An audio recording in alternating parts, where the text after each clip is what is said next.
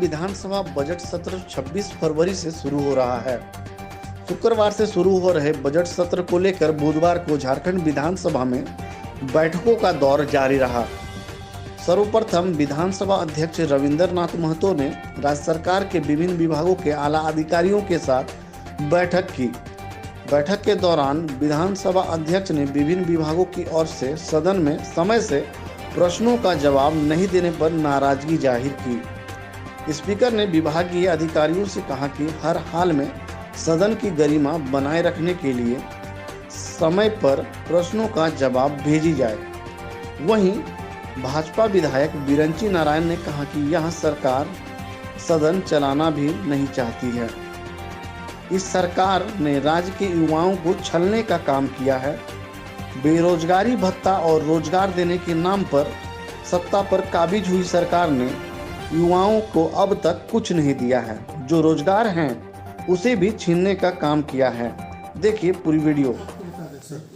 क्या कुछ बड़ा बैठक है। जब भी सदन आहूत होता है जी, सदन आहूत होने के पहले अध्यक्ष को सदन के सारे व्यवस्था पर ध्यान रखना पड़ता है।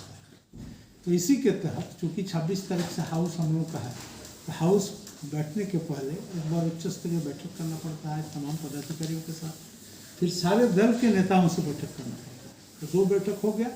अब ये तीसरा बैठक है। हमारे सारे पत्रकार जो हमारे मेंबर हैं प्रेस सलाहकार समिति के, उन लोगों से भी बैठक करना है। और इस जो बजट सेशन है, इसको सार्थक बजट सेशन बनाने के लिए हम लोग सब अपने अपने एंगल से, अपने अपने दृष्टि से हम लोग मदद करेंगे। जहाँ चूक हो रहा है उसको भी इशारा करेंगे, जहाँ ठीक हो रहा है उसको और बढ़िया हम लोग कैसे मना पाएंगे। कई ऐसे मुद्दे थे जिसको लेकर पिछली बार भी काफ़ी हंगामा हुआ था, नेता प्रतिपक्ष का मुद्दा हो या फिर उसको कैसे निपटेंगे, उस पर भी चर्चा हुई कि उसको न्यायालय में लंबित है, हाईकोर्ट में है, न्यायाधिकरण में है। तो न्यायाधिकरण का क्या निर्णय आएगा इसको कहना मुश्किल होता है। न्यायाधिकरण में सुनवाई के बाद जो भी नियम संगत निर्णय होगा उसको। देखिए, सरकार अगर चाहेगी तो सदन चलेगा, सरकार नहीं चाहेगी तो सदन नहीं चलेगा। मुझे लगता है कि सरकार चाहती नहीं कि सदन चले। अगर सरकार की मंशा साफ होती तो जो भी वादा सरकार ने किए थे चुनाव में, सरकार उन वादों को पूरा करने का काम करती, प्रयास करती दिखती। तो वादा पूरा करना छोड़ दिए, प्रयास करती भी दिख नहीं रही है सरकार। ऐसे गंभीर विषय हैं। आप नियोजन नीति को ही लीजिए, आपने नियोजन नीति बनाई नहीं और हजारों की संख्या में जो झारखंड के नौजवान हैं उनको सड़क पर लाकर छोड़ दिया, उनकी रोजी रोटी छीन ली सरकार ने। अच्छा होता कि सरकार को नियोजन नीति बनाती पहले। पारा शिक्षक को 1.25 साल से ठगने का काम कर रही है। जो संविदा कर्मी हैं उनके साथ चीटिंग हो रहा है। जो विधि व्यवस्था का आलम है वो आपसे छिपा नहीं है। आज भी 5 लोग गुमला में मौत के घाट उतार दिए गए। मैं तो कहता हूं कि हर मुद्दे पर यह सरकार फेल है। आप देखिए, आप कैसे उन्होंने घोषणा किया था 2 लाख रुपया कृषि लोन माफ़ किए जाएंगे। 1 साल पूरे हो गए, उन्होंने 50,000 की घोषणा की कि नहीं अभी हम लोग 50,000 करेंगे। दुख इस बात का है कि 50,000 छोड़ दीजिए, 50 पैसा भी एक भी किसान का माफ़ नहीं हुआ है। तो आखिर ये सरकार कैसे चले, विपक्ष सरकार को कैसे चलने दे? आप ही बताइए। कि मुझे ऐसा लगता है कि सरकार ने एकदम ओपन मैदान दे रखा है, सूखी पिच दे रखी है कि पूरा बॉल एकदम बैट पे आ रहा है, जितनी मर्जी बैटिंग करिए। ये सरकार खुद ही नहीं चाहती कि सदन चले। सरकार तो कह रही है सर कि इस बार का जो सदन होगा, जो भी विपक्ष का सवाल होगा उस पर जवाब होगा, और इस बार का जो बजट होगा ऐतिहासिक बजट होगा। 1.25 साल से तो उनका इतिहास हम लोग देख रहे हैं। 1.25 साल से किस प्रकार का इतिहास गढ़ने का काम कर रहे हैं वो हम भी देख रहे हैं, आप भी, और आपके माध्यम से झारखंड की जनता भी देख रही है। सरकार सिर्फ बोलने वाली सरकार है, इसके अलावा इस सरकार के पास कुछ भी नहीं है। मैं तो कह रहा हूँ कि जितने वादे किए थे, अगर एक भी घोषणा इन्होंने पूरा कर दिया हो।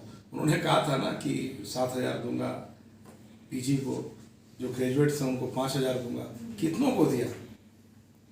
इसलिए ये ढपोर संखी सरकार है, बेकार सरकार है, बंडल सरकार है। इस सरकार को 1 मिनट में रहने का अधिकार नहीं। अच्छा सर, 2021 जो है वो मुख्यमंत्री ने कहा है कि रोजगार का वर्ष होगा। कितना लगता है सर ये इससे जो राज्य के जो नौजवान हैं वो अच्छा होता कि 2021 में रोजगार देने के पहले रोजगार छीनने का काम नहीं करते मुख्यमंत्री। उन्होंने तो 2021 की शुरुआत ही रोजगार छीनने से कर दी। उन्होंने जो हजारों नौजवान को सड़क पर लाकर बिना नियोजन नीति बनाए लाकर पटक दिया, यह कौन सा रोजगार देने वाली बात थी। जो पंचायत सचिव राज्य भर के हैं उनके ऊपर तलवार लटक रहे हैं, उनकी रोजी रोटी छीनने जा रही है, तो ये कैसा रोजगार दे रही है सरकार। इसलिए मैं माननीय हेमंत सोरेन जी से आग्रह करता हूँ कि आप रोजगार देना चाहते हैं तो दीजिए, सिर्फ इस प्रकार की थोथी दलील और थोथी बातें मत। जो डीजल और पेट्रोल की बात है, जो महंगाई बढ़ाने की बात कर रहे हैं, हम भी चाहते हैं कि जो डीजल है पेट्रोल है इसके मूल्यों पर कंट्रोल रहे। तो इसमें भूमिका सिर्फ भारत सरकार की ऐसा थोड़ी है, राज्य सरकार की भी भूमिका है। और राज्य सरकार ने अपना सेस क्यों बढ़ा दिया कोरोना काल में? कोरोना काल में उन्होंने अपना सेस बढ़ा दिया। किसने उनको बढ़ाने का था? भारत सरकार ने तो कहा नहीं था। सर 2020 से आप देखेंगे एक्साइज ड्यूटी है जो 20 रुपए से 13 रुपए बढ़ के 33 रुपए के आसपास आ गया जी। जो एक्साइज ड्यूटी केंद्र सरकार लगाती है 2020 में देखेंगे वो 20 रुपए के आसपास था, लेकिन अभी आप देखें तो 33 रुपए के आसपास। मैंने तो पहले ही कहा कि ये एक ऐसा विषय है जिसमें गेंद सिर्फ केंद्र के पाले में फेंकने से नहीं होगा। राज्य सरकार को भी चिंतन करना पड़ेगा कि हमारी जो झारखंड की जनता है उसे कैसे हम राहत दिलाएं। तो इसलिए गैस सिलेंडर जो वो केंद्र सरकार सीधे सीधे कंट्रोल करती है। 826 रुपये आज का दर है, क्या कहेंगे?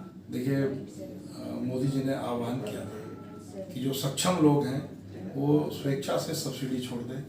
तो जो सक्षम लोग थे उन्होंने स्वेच्छा से सब्सिडी छोड़ी और जिसका बहुत व्यापक लाभ ये हुआ कि आम गरीब जनता के बीच गैस सिलेंडर पहुंचा। निश्चित रूप से हमारी जो केंद्र की सरकार है, मोदी जी की जो सरकार है, वो कभी भी अनावश्यक बोझ जनता के ऊपर नहीं डालना चाहती है। वो कभी भी वैसा नहीं चाहती कि जो जनता है देश की, झारखंड की, उस पर अनावश्यक बोझ बढ़े। आने वाले समय में हो सकता है कि हमको अच्छे दिन सुनने को मिलेंगे, देखने को मिलेंगे। उज्ज्वला योजना के तहत आप लोगों ने गैस लगभग कई लोगों को बांटी और उपलब्धियां भी ली, लेकिन आज वो लोग जो है 826 रुपये दाम सुनकर गैस नहीं भरवा रहे हैं।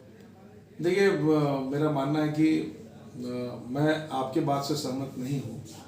इसलिए सहमत नहीं हूँ कि जितनी भी बीमारियाँ होती हैं वो उसमें पानी और प्रदूषण, ये दो बड़े कारण हैं। और मोदी जी ने जिनको भी गैस सिलेंडर दिया, अब वो 826 रुपये का गैस भरा नहीं सकते। मैं आलोचना नहीं करना चाहता।